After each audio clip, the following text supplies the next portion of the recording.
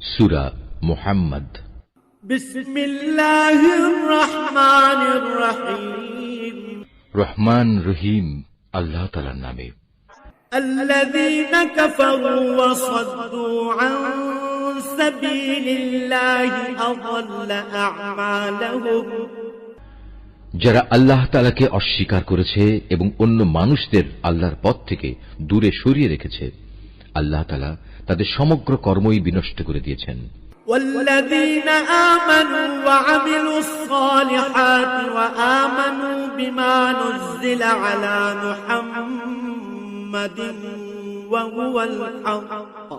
وهو الحق من ربهم كفر عنهم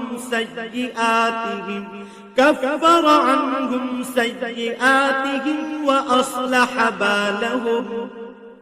যারা আল্লাহর উপর ঈমান এনেছে এবং ভালো কাজ করেছে, মুহাম্মাদের উপর আল্লাহর তরফ থেকে যা কিছু নাজিল করা হয়েছে তার উপরও ঈমান এনেছে, যা একান্তভাবে তাদের মালিকের পক্ষ থেকে আসা সত্য, আল্লাহ তাআলা তাদের জীবনে সব গুনাহখাতা মাফ করে দেবেন এবং তাদের অবস্থা শুধরে দেবেন। ذلك بأن الذين كفروا اتبعوا الباطل وأن الذين آمنوا اتبعوا الحق من ربهم كذلك يضرب الله للناس أمثالهم। এসব কিছু এজন্য হবে যারা আল্লাহকে অস্বীকার করে তারা মূলত মিথ্যারই অনুসরণ করে, অপরদিকে যারা ঈমান আনে তারা তাদের মালিকের কাছ থেকে পাওয়া সত্য বিষয়ের অনুসরণ করে, আর এভাবেই আল্লাহ তাআলা এদের জন্য তাদের দৃষ্টান্ত স্থাপন করেন। فإذا لقيتم الذين كفروا فضرب الرقاب حتى إذا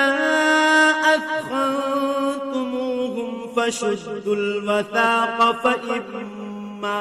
فإما منا بعد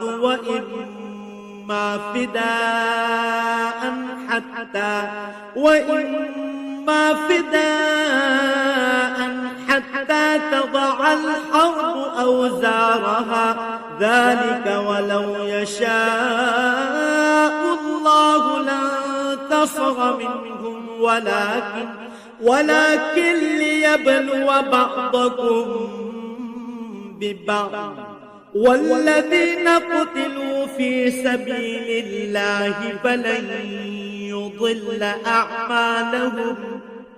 অতএব যুদ্ধের ময়দানে যখন তোমরা কাফেরদের সম্মুখীন হবে তখন তোমরা তাদের গর্দানে আঘাত করো, অতঃপর এভাবে তাদেরকে সম্পূর্ণরূপে পরাভূত করিবে। তখন তোমরা বন্দীদের শক্ত করে বেঁধে রাখো, এরপর বন্দীদের মুক্ত করে দেবে কিংবা তাদের কাছ থেকে মুক্তিপণ আদায় করে ছেড়ে দেবে। এটা একান্তই তোমাদের ব্যাপার। তবে যতক্ষণ যুদ্ধ তার অস্ত্রের বোঝা ফেলে না দেবে ততক্ষণ পর্যন্ত তোমরাও অস্ত্র সংবরণ করো না, এটাই তোমাদের করা উচিত। অথচ আল্লাহ তাআলা চাইলে যুদ্ধ ছাড়াই তাদের পরাজয়ের শাস্তি দিতে পারতেন। তিনি এক দলকে দিয়ে আর এক দলের পরীক্ষা নিতে চাইলেন। যারা আল্লাহর পথে জীবন দিয়েছে আল্লাহ তাআলা তাদের কর্ম কখনো বিনষ্ট হতে দেবেন না। তিনি অবশ্যই তাদের সঠিক পথে পরিচালিত করেন এবং তাদের সার্বিক অবস্থাও তিনি শুধরে দেবেন।